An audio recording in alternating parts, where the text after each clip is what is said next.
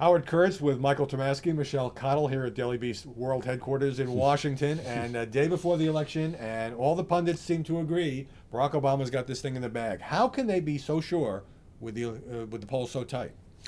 Well, the polls are tight, but there have been 40 of them or 50 of them or 100 of them that all say he's ahead in the crucial states. Ahead by something like 2 points in states like Ohio, which means that it's not a done deal. It's not a done deal. I don't think anybody says it's a done deal, but if you have a gun to your head and you have to make a pick, you pick the guy who's ahead by 2 or 3 or 4. We won't be using any ammunition in this video, but Michelle Cottle could, if Mitt Romney pulls this out, aren't some of our colleagues in the mainstream media going to look awfully stupid? Sure, and it wouldn't be the first time. But as Mike said, this is what we do. It's a horse race. Everybody has to prognosticate. And I think this time a lot of people are looking at Nate Silver, who's caused a lot of controversy because he works these very complicated models. He is the political and polling blogger for the New York Times. With the New York Times is 538. I always do that wrong. Math was not your strong suit. I know. This is why I work in political journalism. But he has looked at state polls and crunched the numbers, and he's looked at, heavily looked at swing state polls. And so that's kind of what he's basing this on. And a lot of people seem to kind of go with his model on this, which gives Obama a heavy edge over Romney. If the president pulls it out, as all of our colleagues seem convinced he will, but I don't make predictions because it's on video.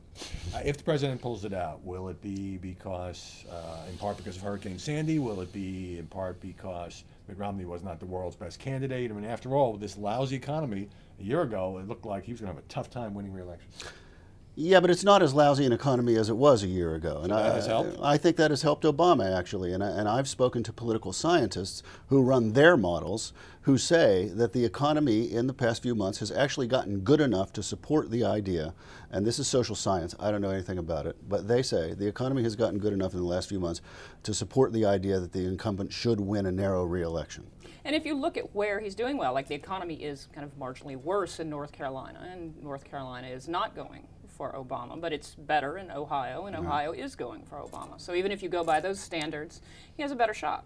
How about Mitt Romney, who did very well in the polls after that first debate when Obama barely showed up, and then, let's face it, moved to the middle, tempered the rhetoric, talks now about bipartisanship, talks about being governor of Massachusetts, which he used to kind of leave out of the resume.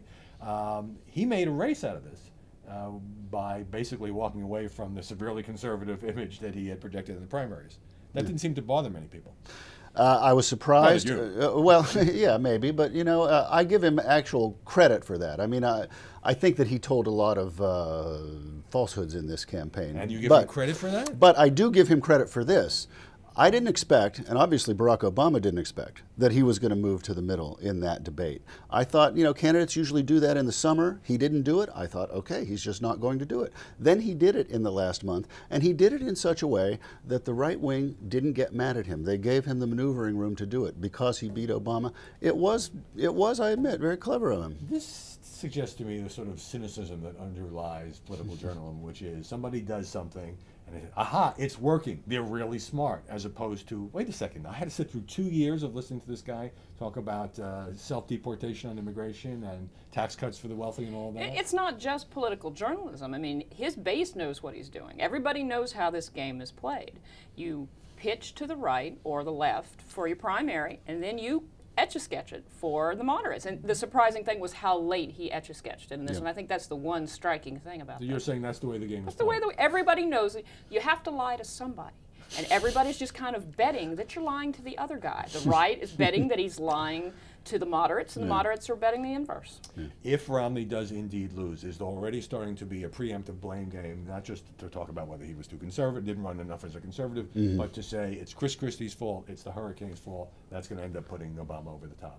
Everybody's going to whine. That's what everybody does. Oh my God, he was going to win until Sandy hit. There was nothing we could do.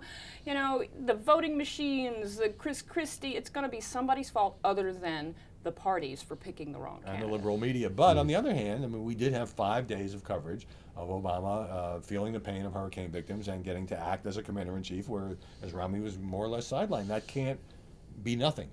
It's not nothing. It's definitely something. But let's remember that it could have hurt him too. I mean, a hurricane hurt his predecessor. I do seem to remember that. Yeah, so it wasn't a given that he was going to come out of this with approval ratings of 78% to 7% for his handling of the situation. So, you know, he was dealt a hand and he handled it well. Quick exit question. How late are we going to be up Tuesday night before we know who won? 11:42. I hate you. I don't want to talk about it. No. It's going to be, you know, what we just don't want. We don't want any recounts. I don't care how late I'm up. Just please, Jesus, no recounts. That's all I care. Did you hear that, Ohio? I'm not going to make a prediction because I have no idea. Michelle Cottle, Michael Tomasky, Howard Kurtz here in Washington.